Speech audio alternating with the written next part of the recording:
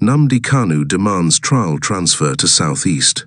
The detained leader of the indigenous people of Biafra IPOB, Nnamdi Kanu, has called for his trial to be transferred to the Southeast if no judge at the Federal High Court in Abuja is willing to preside over the case. Apart from Justice Binta Nyako, Kanu's demand was outlined in a statement on Wednesday by his lead counsel, Aloy Ejimakor, after a routine meeting with Kanu at the Department of State Services (DSS) facility in Abuja. This follows Justice Nyako's recusal from the case on September 24, 2024, citing Kanu's lack of confidence in her handling of the trial. Despite this, the case was later referred back to Justice Nyako by the Chief Judge of the Federal High Court, Justice John Soho, for continuation. Kanu has strongly opposed Justice Nyako's involvement, arguing that her resumption of the case undermines judicial integrity. According to Ejimakor, Kanu has instructed his legal team to ensure Justice Nyako does not preside over his trial. The central issue arising at today's visitation is the upcoming court date for the continuation of Mazi Nnamdi Kanu's case. Due to its constitutional implications, Onyendu instructed the legal team to take certain prompt steps to ensure that his case is not handled by the same Justice Binta Nyako, who had withdrawn from the case by virtue of the order of recusal entered on 24 September 2024, Ejimakor said in the statement.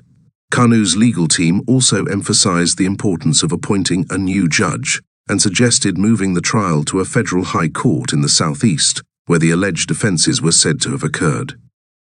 If no other judge in Abuja is willing to handle the case, the chief judge is free to transfer the case to Umuahia, Awka, Enugu, Asaba, Port Harcourt, or any other federal high court within the former eastern Nigeria, where the alleged offences were said to have occurred or had their impact, the statement read.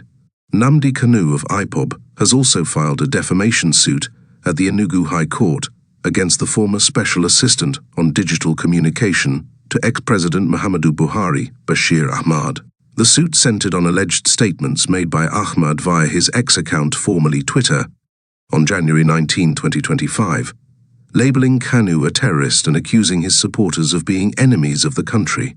Kanu, through his lead team of lawyers, Aloy Ejimakor, is seeking a declaration that Ahmed's statements, which were also republished on platforms such as talkofniger.com and phoenixbrowser.com, are defamatory. He argued that the statements portray him as a convicted terrorist and have caused significant harm to his reputation, integrity, and standing in the community. The plaintiff, among other things, is seeking an order directing Ahmad to retract the defamatory publication across all platforms, including his X handle and the websites where the statement was republished. Also demands an unreserved apology published prominently in The Guardian, The Sun, and Daily Trust newspapers. He is also seeking a claim for billion naira in general and exemplary damages for the harm caused, and a perpetual injunction restraining Ahmad from making further defamatory statements against Kanu. Also, Ahmad has criticized the former presidential candidate of the Labour Party LP, Peter Obi, for not addressing and condemning the killing of the Economic and Financial Crimes Commission EFCC operative Halisu Sahabi during a raid in Awka, Anambra state capital. In a post on his verified X account yesterday, Ahmad said that he expected Obi to extend his condolences to the EFCC and Sahabi's family. According to him, Obi, in whose state the incident occurred, should have strongly condemned the killing of the anti-graft operative. Ahmad wrote, "I expected Peter Obi to surprise us by extending his condolences to the EFCC and the family of Aminu Sahabi, who was brutally murdered while carrying out his official duties by a suspected internet fraudster, Joshua Chukwubueze Ikechukwu.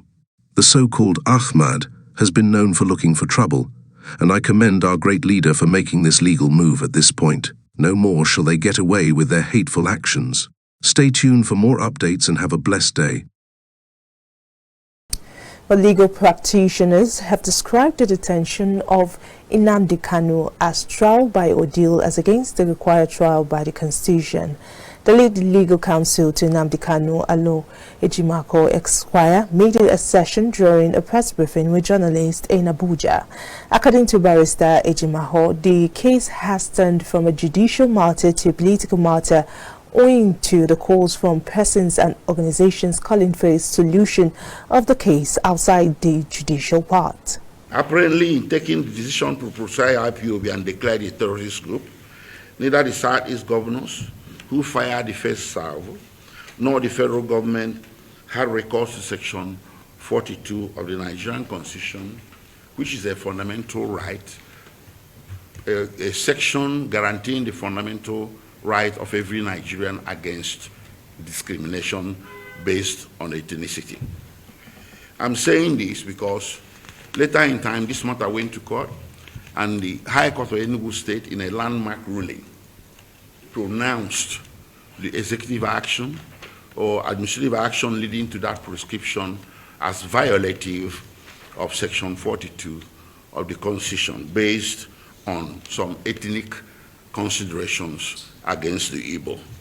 In March 2018, the African Union, through its African Commission on Human and People's Rights, which administers human rights adjudications in the continent of Africa, held against the federal government that the proscription was wrong under the African Charter, which bound Nigeria. Nigeria ratified the African Charter in 1983, and from that date it is bound by it. So this African Commission on Human and People's Rights had clear jurisdictions to decide this case, and it decided against the federal government and wrote a strongly worded letter to the then President of Nigeria to retrace his steps and restore IPOB to its former legal status and cease and desist from further arresting or harassing or persecuting members of IPOB.